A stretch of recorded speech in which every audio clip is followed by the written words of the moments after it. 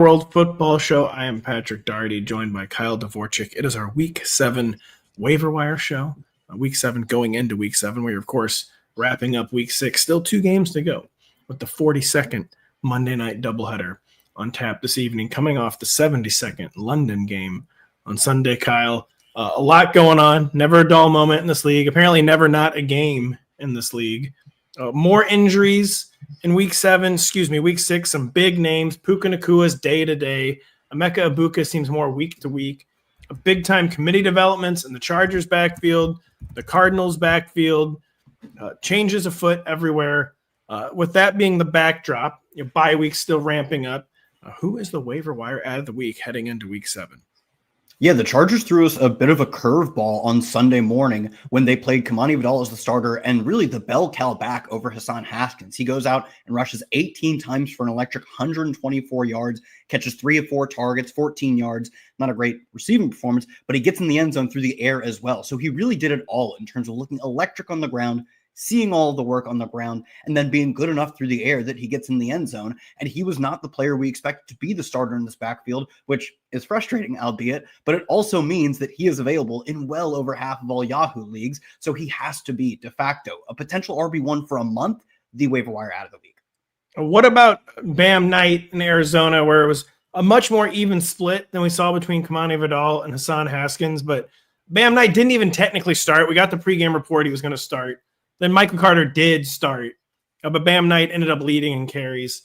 But snaps, it was seriously almost 50-50. How are we approaching Bam Knight on the waiver wire? A lot of people probably scooped him up Sunday morning after Adam Schefter tweeted that, but he's going to be out there in a lot of leagues. What are we telling people on Bam Knight? What is the potential fab outlay on Zonovan, as he's also known?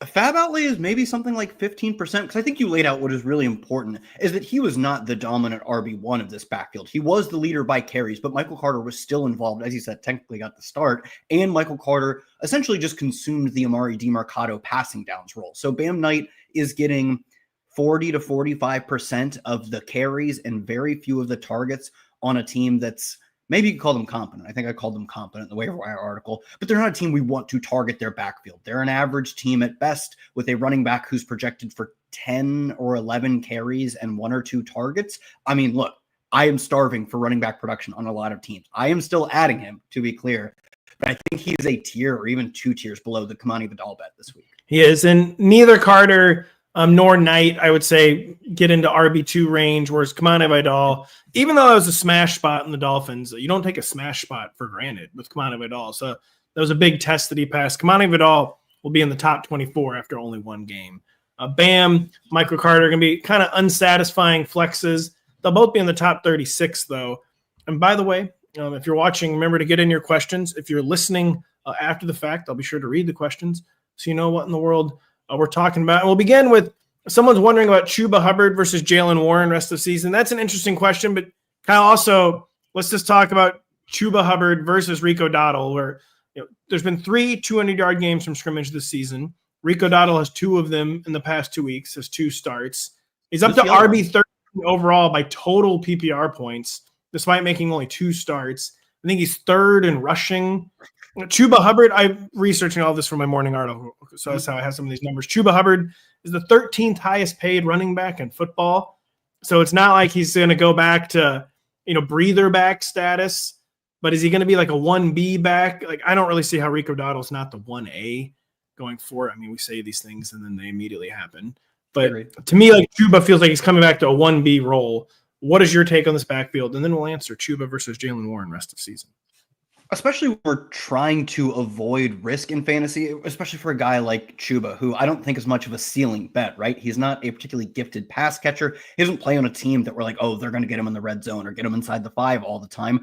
I do think maybe in that case, being a little more risk averse makes sense, at which point maybe you do just call him the 1B when he comes back, because heading into week 6, I said, yeah, he's just going to get maybe not all the work, right? They'll force more of a committee, but there's no way Rico Dowdle does this again. There's no way Rico Dowdle fully supplants Chuba heading into, let's say he's back in week 7. We don't actually know that for sure. Whenever he comes back, that was just wrong, but it's based on the fact that 66% of the 200 scrimmage yard games have happened in the past 2 weeks for one single player. And he was the backup running back for the Panthers. So I do think we have to adjust our priors. I have to adjust my priors as someone who liked Rico and was like, there's no way he's that good.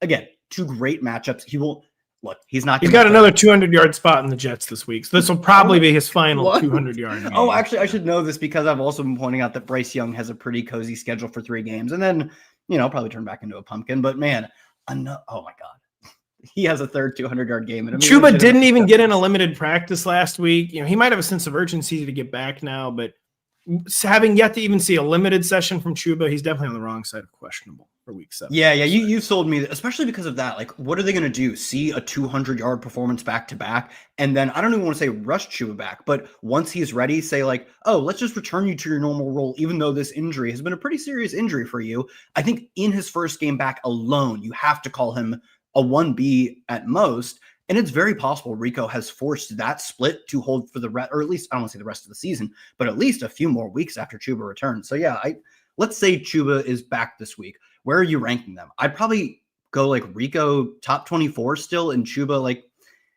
I don't even know, top 36. Yeah, you probably still do top 36. I mean, the running backs this year, when you dig into it, it's like, oh, okay. Tyler Algier is still a top 36 running back somehow. Oh, it's not very deep right now. I would say they'll both be top 36. I mean, without even thinking twice, I'm ranking Rico Dottle ahead of Chuba. Chuba had been off to a pretty slow start. Chuba, has been an unsung hero for a while. He was not having a good year. Now he's hurt. Again, like Rico Dottle has basically saved the offense, saved the season in Carolina. I mean, coaches, it's crazy. Like lots of internal politics, all that. I don't really see how they go away from it. Famous last words. But even if Chuba's back this week, I will have Rico ranked as a low-end RB2. Phil B saying, would have been nice to know that Juwan Jennings was playing with an entire chest full of broken ribs. Would have been nice, Kyle. Isn't really a question. He's pointing out how injured Juwan Jennings is. But then this kind of highlights how Kendrick Bourne, who had one career 100-yard game before last week, has somehow dropped back-to-back 142 spots. And just how you feeling about Kendrick Bourne as an ad? Ricky Pearsall, who did not go on injured reserve, is probably back soon.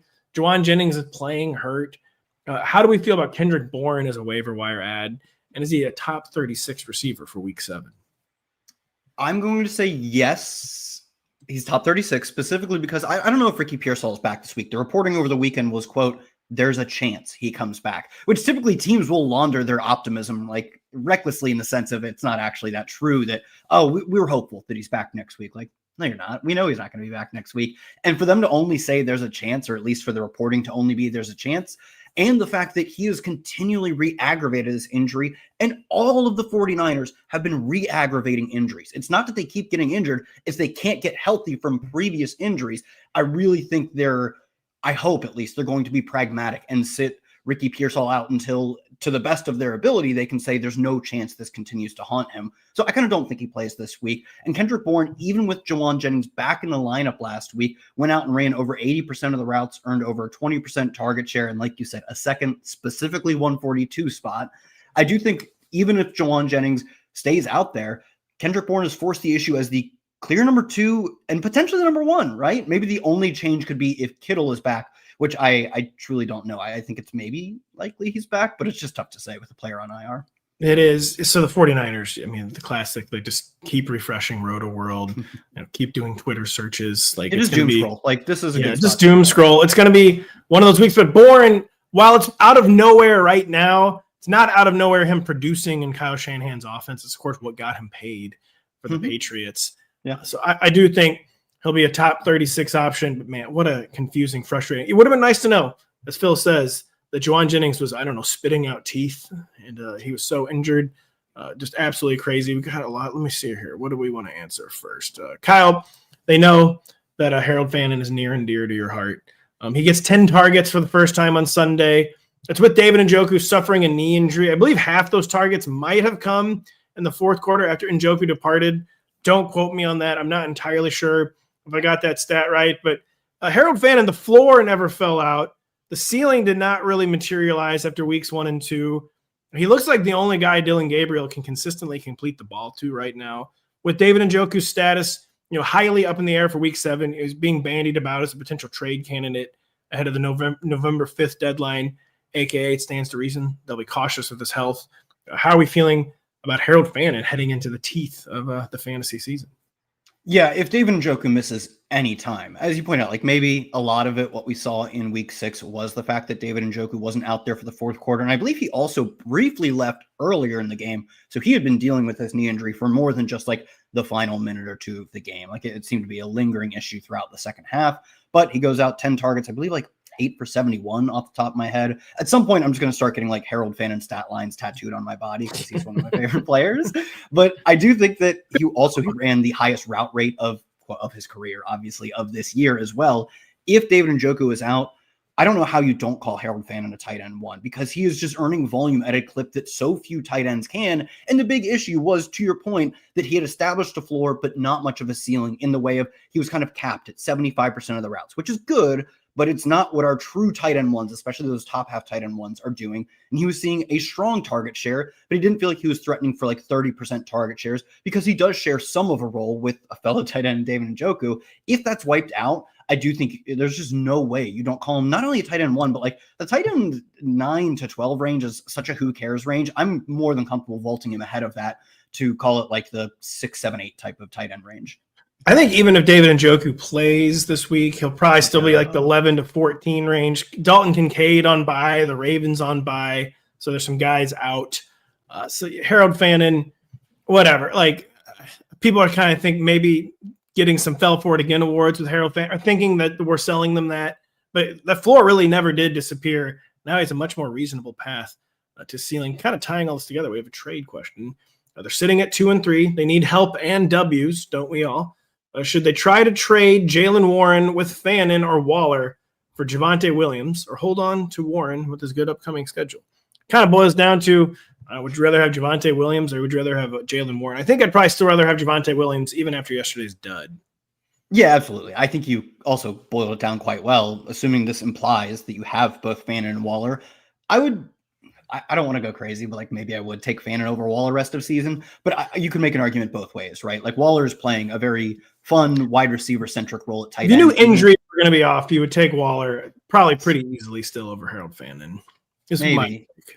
Yeah, either way, though, I do think there's arguments to be made for both, but you're keeping one of them and getting rid of the other. And that's what you should be doing when you have a surplus of tight end like 8 to 12. There's just not a ton of point in holding on to those guys when you can go out and potentially get an upgrade. I totally agree. Javonte Williams is playing on an offense that is built at its core for fantasy points, more so through the air, to be fair, but just in general, this is a team that is going to be forced to play with tons of pace, play in shootouts like 50 and a half totals as far as the eye can see, because they're I don't even want to say competent. They're a really well put together offense, and they have nothing going for them on defense. We just saw they can get beat as easy as anybody, both on the ground and through the air. All of their games are going to be fun for scoring, and they're good at putting up scoring of their own. Javonte is a really strong touchdown bet every week. He still sees all the work. Jaden Blue seems unfit for active rosters at this point. I think it's just Javonte bell cow on a really good team. He's probably an RB1 going forward. This is someone who didn't draft like any. RB1's a bit strong, but he's the class that has an RB1 workload. So Javonte Williams, you don't have to think twice about having him in your lineup. You might frequently have a better running back also available, but Javonte's going to be in your lineup like 9.7 times out of 10. So we feel good about Javonte. We've got a lot of questions coming. Keep them coming. A lot of good ones. It's hard to choose from. I'm going to try to get to all of you. We have a question from the X platform wondering about, so come on of it all. We need to get him on our teams. But Team Pizza here, Kyle, must have a pretty good running back room. He's not sure who to drop. Or would you be desperate enough to get Kamana of it all that you're cutting loose Chase Brown? Yeah, I think I would. Like Chase Brown has been fully committed too. I think that's the bigger issue for him right now is that over the past 2 weeks, he's set season lows in back-to-back games in snap share at 53%. He's coming off his second worst game in percent of team carries at 56%. He's run fewer than half the routes. In all but one game this year, he has a 5% target share last week. It's not that he is a backup. It's not that he's even a 1A. It's just that they went from last year not giving a backup a single touch for multiple weeks in a row. And they even tried to do that to start this year. And then they've just fully given up on that idea. And part of it is because he's not playing well enough to earn 100% of the carries, even if that means like dusting off Samaje Perine for some snaps. That's still bad for Chase Brown. And the fact that they're doing that is an indictment of the talent level he's playing at right now. I just don't see, like, when is he even startable at this point? Like, Yeah. Kamani Vidal is startable next week. We already said we're ranking him as a top 24 running back, probably a top, 16 running back next week. You can't even play Chase Brown as an RB2 next week. Sure, you can leave him in your flex for the hope that he falls into the end zone on a terrible offense, but, it's the Tony Pollard problem, but it's getting Pollard's also getting worse, to be fair. Both of them are falling almost beyond the RB3 ranks. It's been 6 weeks and not a single thing has gone right for Chase Brown. Could it change? Obviously, yes. But I had not realized until last night, our recap podcast, I forgot who dropped the stat on me, that Samaje Perine is basically caught up in snaps. Very, very, that was never the thesis of the Chase Brown play. It's trouble in River City for Mr. Chase Brown. A lot of good questions here. Joseph has been wondering about the Bucs wide receiver room. The state of play, Kyle, appears to be Emeka Buka. They're waiting on the MRI. They've essentially already ruled out Chris Godwin for week 7. Yeah, I think they did. I think the coach said right before we got on the show, actually, that both Bucky and Chris Godwin are not. He said something like they're not in play for Monday. So Godwin basically out for week 7. Mike Evans, they're hopeful, is back for week 7. People named Cameron Johnson are scoring touchdowns. The Sterling Shepard's out there. I mean, those are some of the loose facts on the Bucs wide receiver room. What are some of your feelings on the Bucs wide receiver room? I mean, especially assuming Mike Evans is back, which does look relatively likely, and I think there's no way Egbuka plays. I believe they get a bye in 2 weeks, and I think they'll just hold him out through then. That would obviously make the most sense for a young player who is ascending. Don't stunt the middle of his rookie season by making him play through this stuff. As long as Evans is back, just don't play him. And I think that's what they'll do. With that being said, I think we get a very clear wide receiver set of Mike Evans, Sterling Shepard in the slot, and probably Tez Johnson, maybe Cameron Johnson, but probably Tez Johnson as the third receiver. Sterling Shepard has been running as yesterday it was basically the wide receiver 1 or the wide receiver 2 or the wide receiver 3 at every point in some variation throughout this season. He's logging route rates over 80% almost every week. It's not really fun, and he's not a high per route efficiency player, but he's going to be out there the most among the non-Evans players, I think. And he's at least had somewhat of a floor, 4 catches in 3 games this year. And I don't think any of those actually came last week. Last week was 2 catches, if I remember correctly. So even when they had Egbuka out there, or Evans, or Godwin, they've had some of these guys out there the entire season, he was still having a PPR scam floor of 8 fantasy points. I don't know that you can even count on a 50% route rate from Tez or from Cameron, because we don't know which one's the wide receiver 3. I lean Tez, but it's not a bet I think it's worth chasing.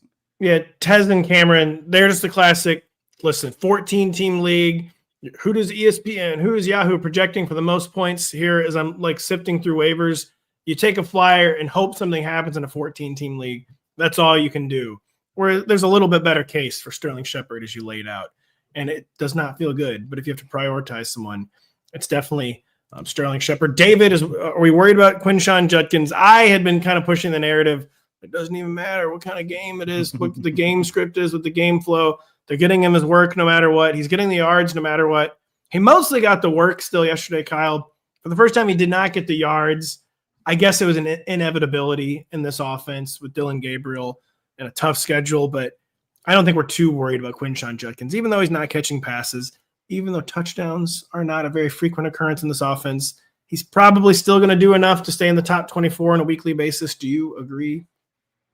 Yeah, I mean, he should stay in the top 24, right? But I do think last week or yesterday was a good reminder that when you only see carries on one of the worst teams in football, your floor is 7 fantasy points. He has this season a 6% target share, and that has not steadily climbed. It was 2%, I think 1 target last week, only 41% of the snaps last week, only ran a quarter of the routes. He does not meaningfully contribute as a pass catcher. Sometimes they give him a little bit of design work. A few weeks ago, I think he had 2 or 3 catches. But on the whole, in terms of projecting fantasy points, you project him for probably 1.2 catches or something. And then you project him for how many touchdowns given how bad the Browns are.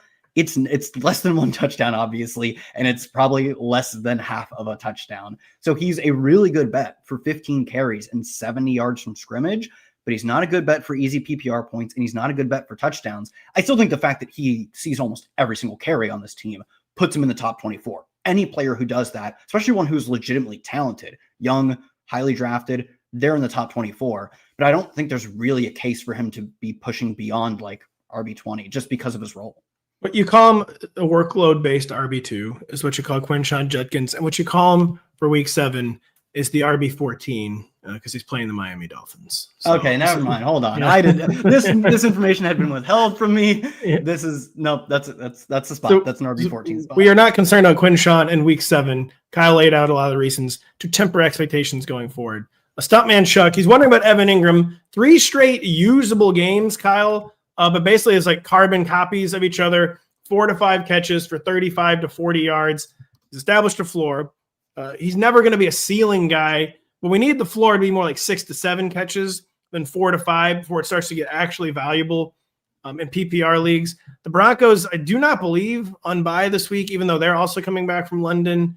Correct. They played the Evan Giants, Ingram, if I remember correctly. Is Evan Ingram pushing into the top 12, or like say Evan Ingram versus Harold Fannin? I'm assuming you'll say you'll start Harold Fannin. You know who I'm picking. But how do we feel about Evan Ingram, who has established a floor? It looks like the early season no-show was probably injury-based. It's a floor, but it's not a super compelling floor right now. I agree. I totally think he's established a floor. I mean, just in terms of quite literally fantasy points over the past 3 weeks, 10, 13, 7 is not bad. Like, not many tight ends can say they haven't scored fewer than 7 points in the past month because he missed actually week 3.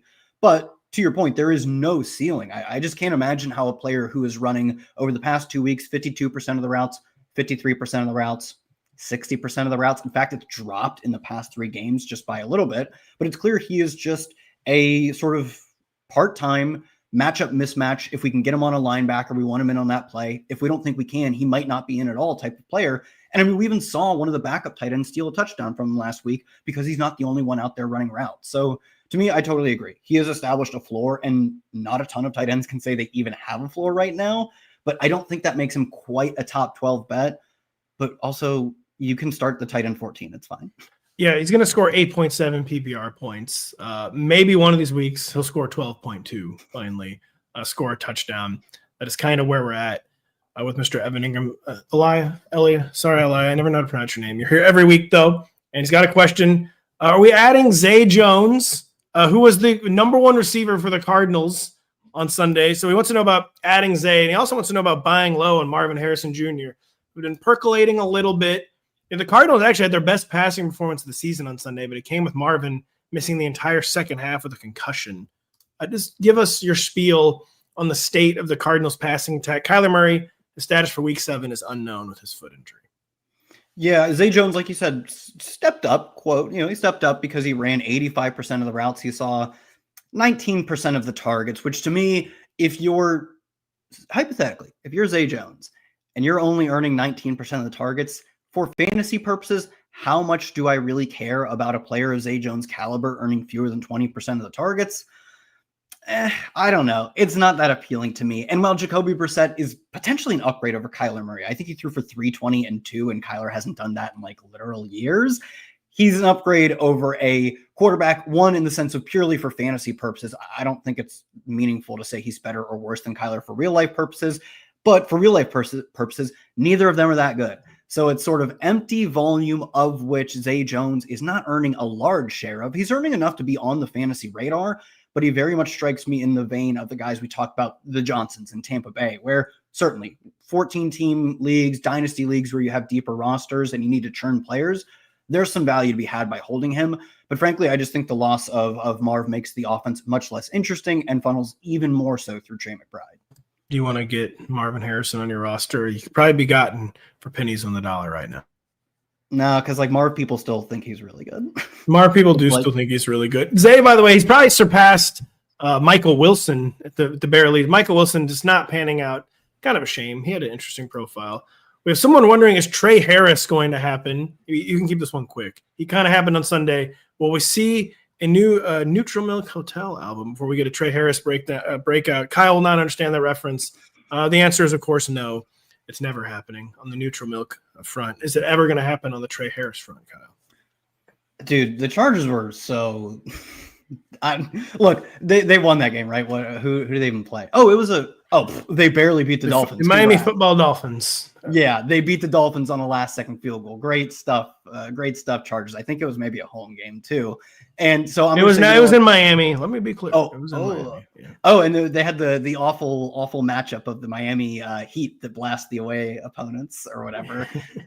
I'm going to call what they did in terms of their snap allocation dumb in week 6, because to all my Keenan Allen is washed hate that I spewed over the summer, I was wrong. He's played really well this year. He's got a good connection with Justin Herbert. He's a great underneath option, and he goes out and has his second lowest route rate of the year. They need someone to step up in the absence of Quentin Johnson, who, again, a player has played really well this year, and they don't run Ladd for all of the routes. He doesn't have a great snap share. He still plays really well, but then they go out and let Trey Harris lead their team in route rate, and he doesn't really do much on it. A 14% target share, target on 15% of his routes. That's wind sprinter adjacent kind of stuff. I don't know. To me, their player usage was really weird. And it's something where we saw Trey Harris get the opportunity. He ran, as far as wide receivers go, just about all of the routes. He didn't do all that much with it. And Quentin Johnson should be back sooner rather than later. It's not like a long-term injury. I like Trey Harris, or at least I liked him as a prospect. This is just a who cares kind of game. I don't think he's anything more than waiver wire fodder. On the Chargers, though, I'll add one thing on the Chargers. Aronde Gadsden, tight end, who is basically just a wide receiver in college that got tight end eligibility, continues to do that kind of stuff in the NFL, but goes out and I believe caught like 7 of 8 targets for 60 some odd yards. And he ran almost a full complement of routes. It was largely because he just played a ton of slot, and then they padded out the stats with a little bit inline, a little bit of wide out type stuff. I don't care how he gets there. If he's going to run 70+% of the routes and earn targets at an elite clip, we're like 2 weeks away from me getting to do Harold Fan and kind of hype with Aronde Gadsden. We're not there yet, but I've got it in the queue somewhere in a Google Doc. Is there anything to say on Ladd other than Quentin Johnston is out? So at least thankfully, 1 + 1 did equal 2. He did get more work. Season highs, interceptions, 9 targets for the first time since week 1. His first 100-yard game. Only a second touchdown. He did what needed to be done with Quentin Johnston, but would you say he did anything to suggest things will be different when Quentin Johnston comes back? I don't think that's the case. What do you think? No, I mean, sort of the Rico Dowdle situation is he was so incredible for 2 games. You cannot put the genie back in the bottle. Ladd was really good on Sunday. He had 100 yards and a touchdown, but he wasn't so good that I'm thinking they will put Quentin Johnston back in the bottle, right? That they will say, Ladd's our new, once again, our number 1 receiver. Maybe that does happen, right? But I don't think he forced the issue so drastically that my opinion has changed, given the fact that Quentin Johnson was out, and that does make a meaningful impact for what we expect Ladd to do. I hope it leads to more fantasy points going forward, but I think you put it well. He did what we expected. That's what you do when your fellow wide receiver 1 on your team is out, is you step up and you make big plays. But I don't think he did enough for me to say things have changed once Quentin is back. Nick is wondering, Sam Darnold or Jordan Love rest of season? It is startlingly close. Sam Darnold is just melting the efficiency metrics. The EPA computers are literally catching on fire from Sam Darnold. The stat I shared on Sunday night, 3 of his 6 games, he's averaged over 10 yards per attempt. He's averaged under 8.9 yards per attempt 1 time. That was in week 1. Whereas Jordan Love is being restrictor plated as usual. They did let him make a few good plays finally on Sunday, especially to Matthew Golden late in the game. Who would you rather have? With the caveat, neither one of these guys are an every week top 12 guy. Who would you rather have as part of a quarterback committee, Sam Darnold or Jordan Love? I think Sam Darnold. I mean, you laid it out well. He leads the league in EPA per play. He leads the league in adjusted yards per attempt. He leads the league in completion percent over expected. He is the most efficient quarterback in the NFL right now. Obviously, it's not to say he's the best, nor is he the best for fantasy. He also doesn't run very much. Not that Love is a huge runner, but Darnold runs as little as anyone can right now. He's already hit that Stafford arc of his career, that statuesque arc. With that being said, all of the efficiency stuff is just too good for Darnold to pass on. I kind of think he might just be a weekly QB1. It very much reminds me of course, he's going to have some bust games where they get to score 3 touchdowns on the ground, and he does not score any of them, and he only throws 23 passes. And it's frustrating, but he's been so efficient. It very much reminds me of Ryan Tannehill in like 2021 or whenever that was, where he was more literally all the way back in 2019, actually, if you can believe it. Oh my Lord, it was so long ago. Yeah, the year in which he did what Darnold was doing. He just lit up the spreadsheets like you wouldn't believe.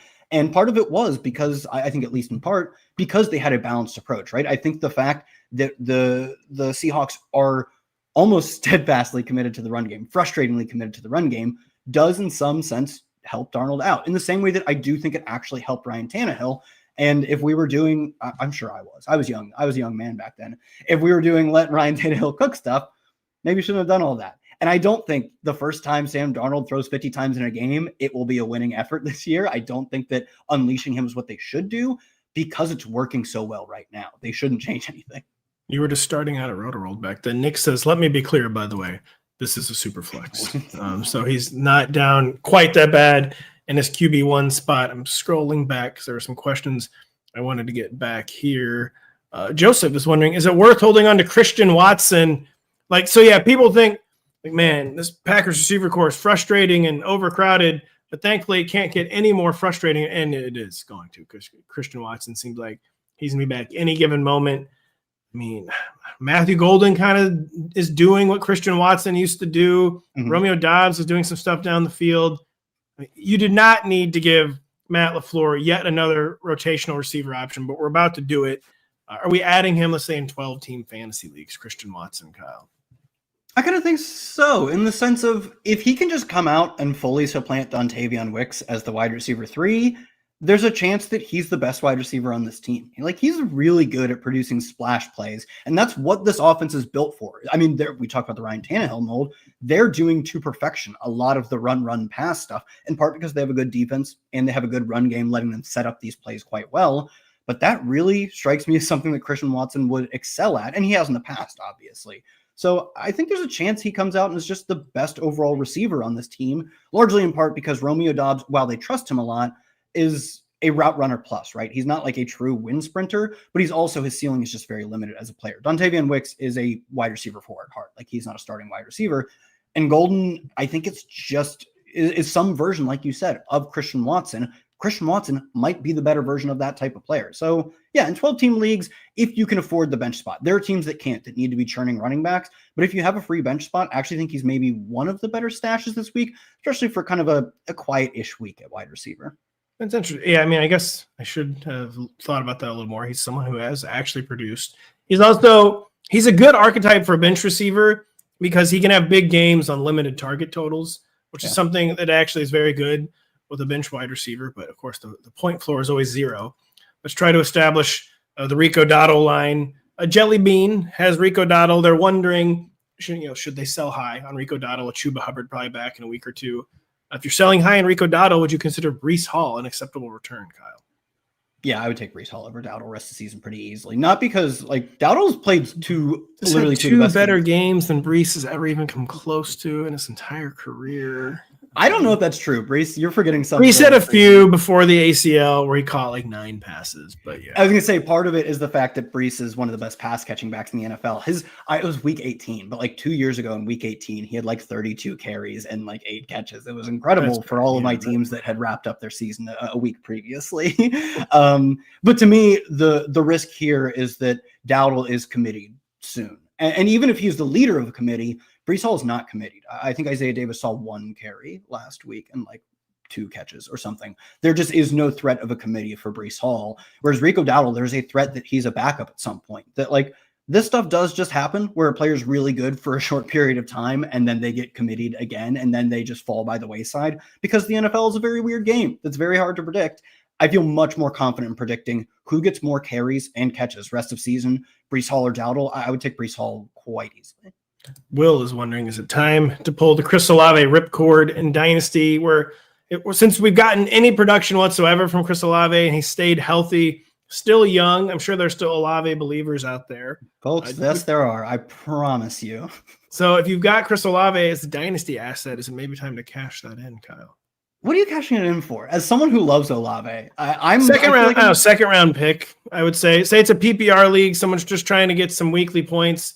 They might be willing to trade a second rounder for Chris Olave. Would you do that? No, I would just keep Chris Olave. Like you would be thrilled if you got a player like Chris Olave with the second round pick, because the hit rate on a second round pick, like, it's fine. Like, dude, I was smashing Trey Harris in the second round, and he's done nothing. Like, I would just take it's a clear, like, I'll just take the known quantity, which is also really good. It's not like we're taking a true, like, this guy's waiver wire fodder. We're taking a player who started his career with 2 1,100-yard seasons. He leads the NFL in target share right now. I think he's second in total targets. And of course, he's been like underwhelming on those target totals, in part because I don't think he's played his best season, and in part because he's catching passes from Spencer Rattler. Dude, I hope he gets traded or leaves New Orleans. Get him a real quarterback for the first time in his career. I think at this point, like, you're kind of just stuck holding it. And he probably never truly breaks out, right? Like, I think that ship 4 years, maybe 5 years into his career, 4 or 5 years into his career, that ship has kind of sailed for him to be a superstar. I don't think we're ever getting that. But could he be, I mean, frankly, he kind of looks like Amari Cooper and just a guy who's consistently 1,000-yard receiver. That's kind of what I think we should settle in on for him. Maybe another former Saint, Brandon Cooks. Yeah, perfect. Yeah, that's a good example. Like, keep establishing the Sam Darnold line. Brock Purdy when he comes back, or Sam Darnold rest of season? Darnold. They're doing the same thing, but Darnold's just better at it right now. I mean, that seems like how quickly we forget type comment, maybe. I don't know. I think Purdy's probably still got a more stable floor and maybe ultimately higher ceiling than Darnold. I probably would honestly still go Purdy. Darnold is going to have too many weeks where it's like 23 attempts, I feel. I mean, that hasn't really happened yet, I'll say. It'll happen, though. I agree. I think they want it to happen, though. They actually do want it to happen very badly. I also think that, like, Purdy comes back and we're dealing with a guy with, like, I don't want to say, like, now a chronic issue, but an issue that has persisted well beyond what the team thought it was because he re-aggravated it. There's a pretty reasonable stance to say that there's a good chance he re-aggravates it again, or he doesn't look like Brock Purdy, the spreadsheet monster, once he comes back. So to me, it's just like, why would you take on the risk? Purdy has a pretty lengthy injury history, actually.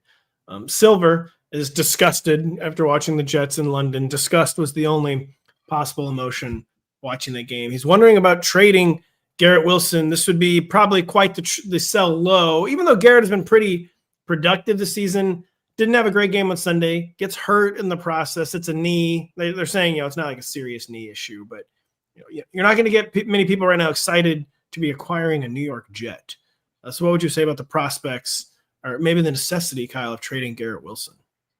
Yeah, the necessity, I would say no. Mostly because, to your point, he's coming off the worst game of his season. One of the lesser games of his career. Like, he's played on some bad teams, so he's got some stinkers in there. But he is still absolutely dominating targets.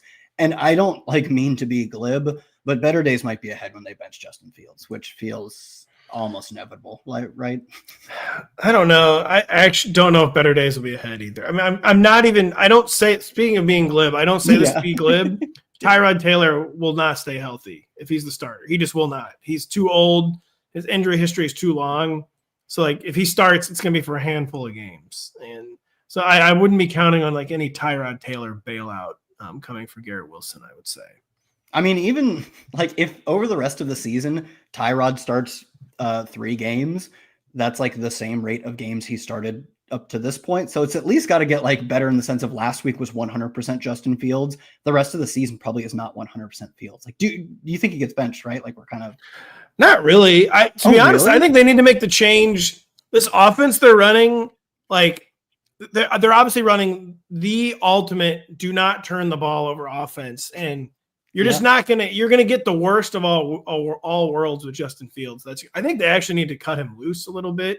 This is just painful. It's just tedious.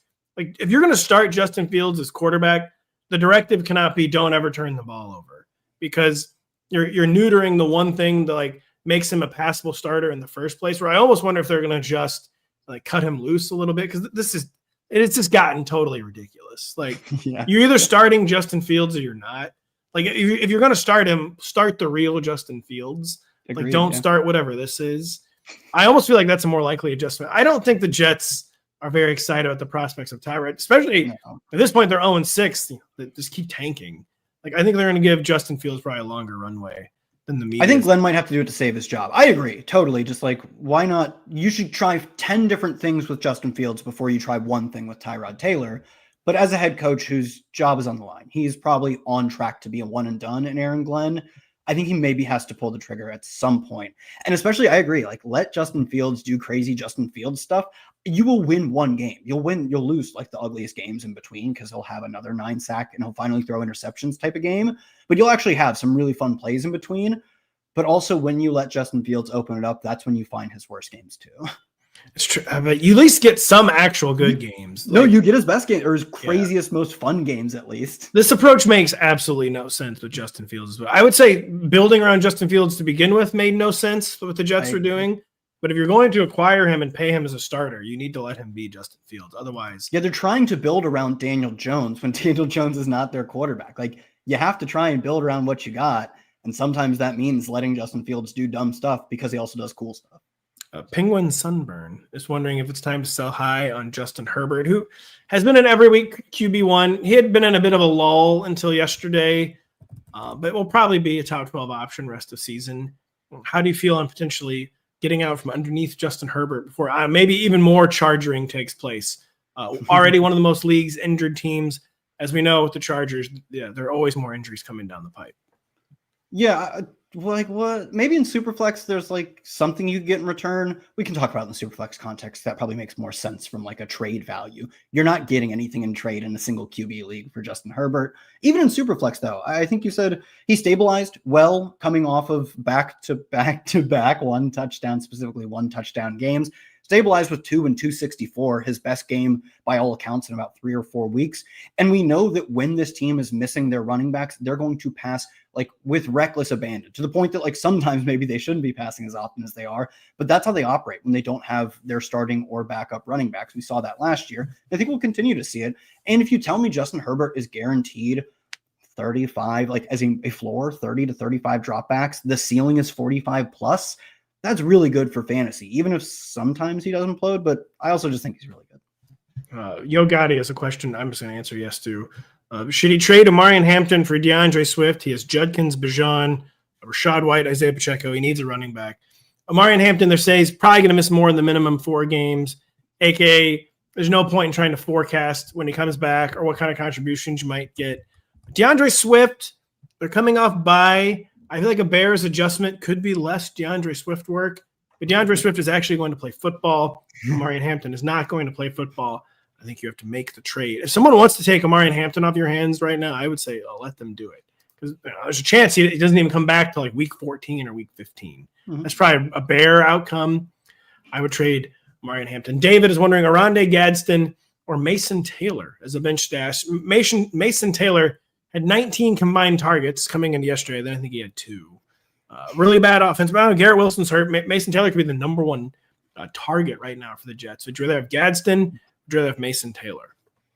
The Garrett Wilson thing sold me. I was going to say Gadsden because the Chargers not only are a functional passing offense, but they're really good at passing offense. I know we had a few weeks where they didn't look that, but on the whole this year, few good games early, finally get back on track last week. I think they look like a top 10 passing offense, and Gadsden just looks like a wide receiver who gets tight end eligibility. With that being said, man, if Garrett Wilson misses like a week or 2, even if Justin Fields continues to play poorly, which is probably going to happen more or less throughout the year, you're back to that 9 to 10 target range for Mason Taylor that he was in for like 2 straight weeks before week 6. So I think because you've got the ceiling of he's a wide receiver 1 on his team, that's not a good team, but he's a wide receiver 1, even if it's just for a week or 2, it feels like the answer is Taylor. What do you think on that one? I wouldn't feel so confident. Yeah, I mean, someone who's already been commanding targets more consistently for longer and is much more important to their offense. Even if though it's a much worse offense, I think you have to lean Taylor. I mean, they do love Gadsden. They've been talking him up. His role has been growing too.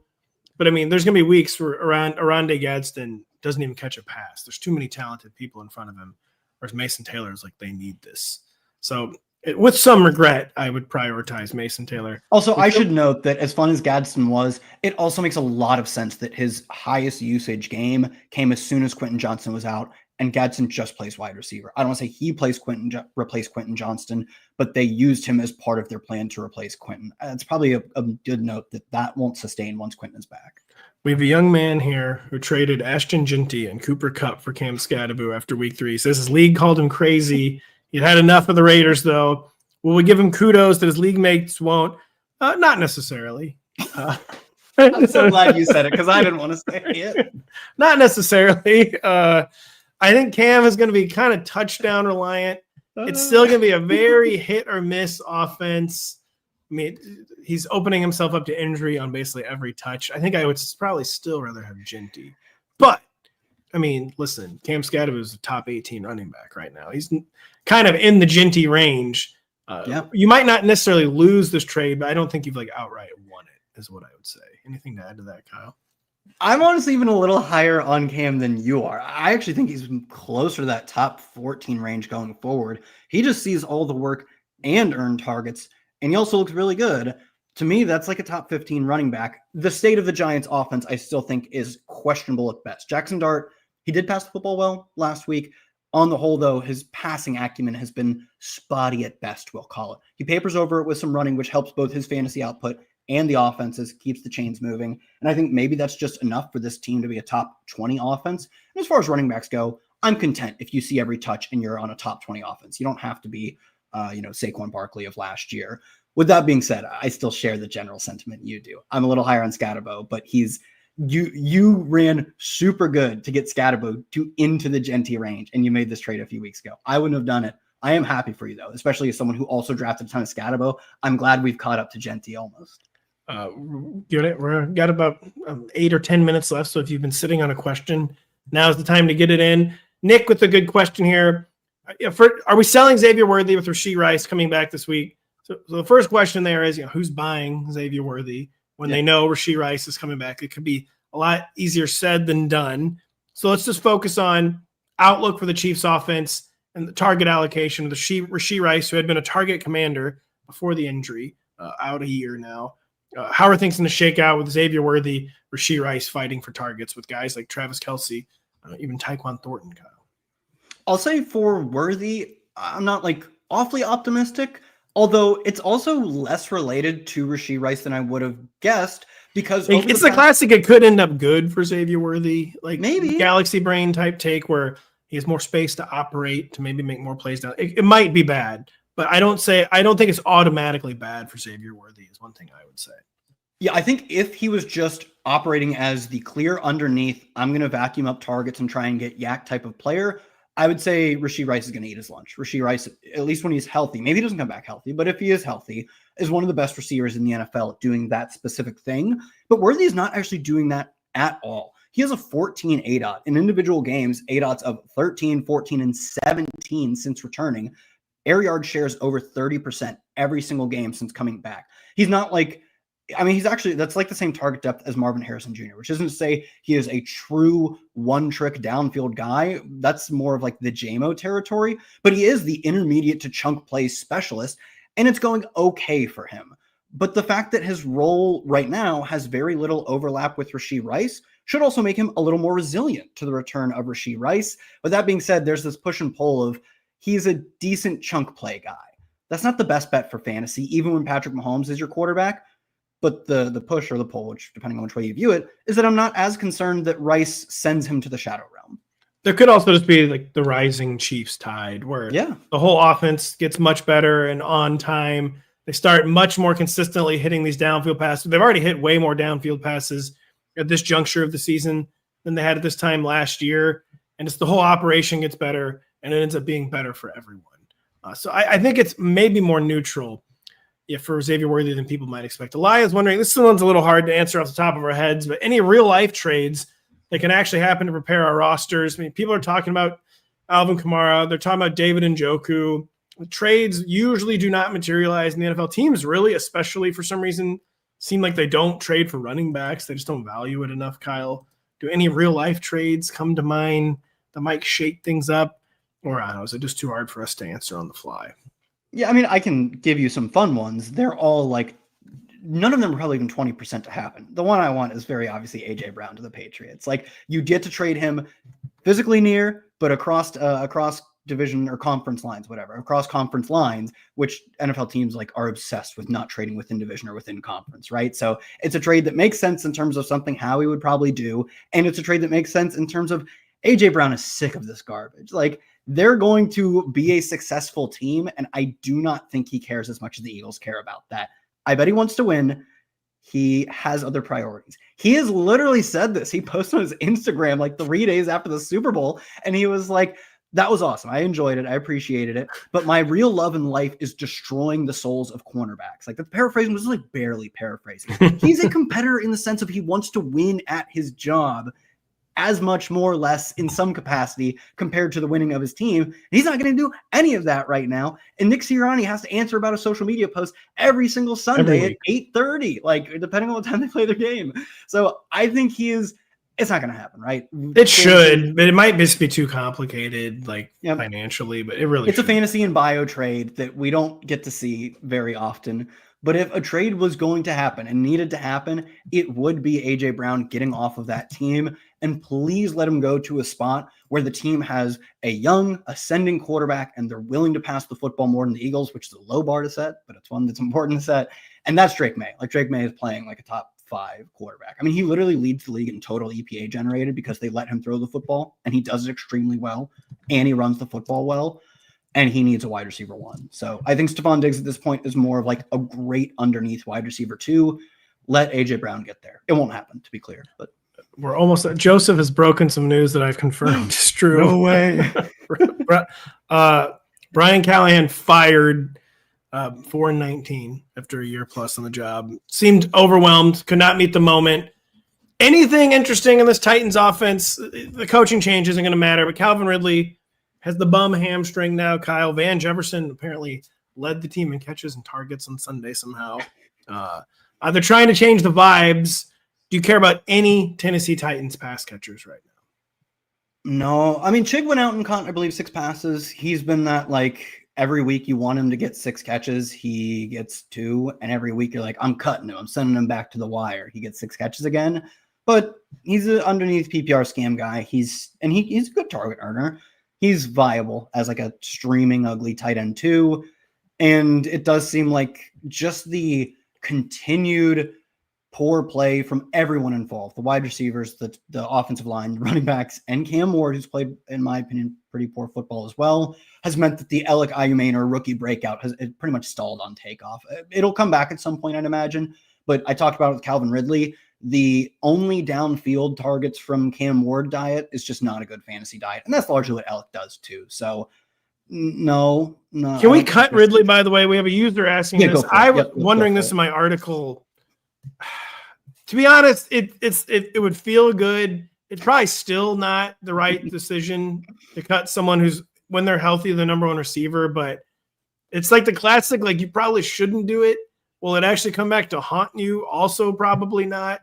But do you have anything to add on the potential of releasing Calvin Ridley from your fantasy team? No, I'd be fine with it. Like you said, who knows if there's someone better on your waiver wire this week than Calvin Ridley. But the fact that we don't even know when he's going to play next because he's banged up, and when he's played, he's provided basically 1 usable fantasy week. And it's not all his fault. Like you said, he's earning targets. I don't even know if he's a clear number 1 receiver on his team because at certain times it looked like Alec was just pushing him for that job. But call him the team's number 1 receiver. That has value, but it's the least valuable number 1 receiver job in the NFL. It's less valuable than a lot of number 2 receiver jobs, and he's hurt.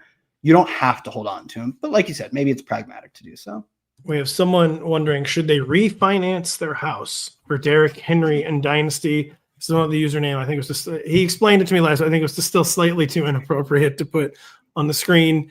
But he wants to know, should he get Derrick Henry in Dynasty? He's in win now mode. He's also looking ahead because Derrick Henry does look like a classic buy low, and that he was struggling as the game scripts went haywire. Finally had a 100-yard game. Now they go on bye. Then they come out against the Bears and the Dolphins with Lamar Jackson back under center, where better days are probably ahead for Derrick Henry. How would you feel about trading for Derrick Henry in win now mode, Kyle?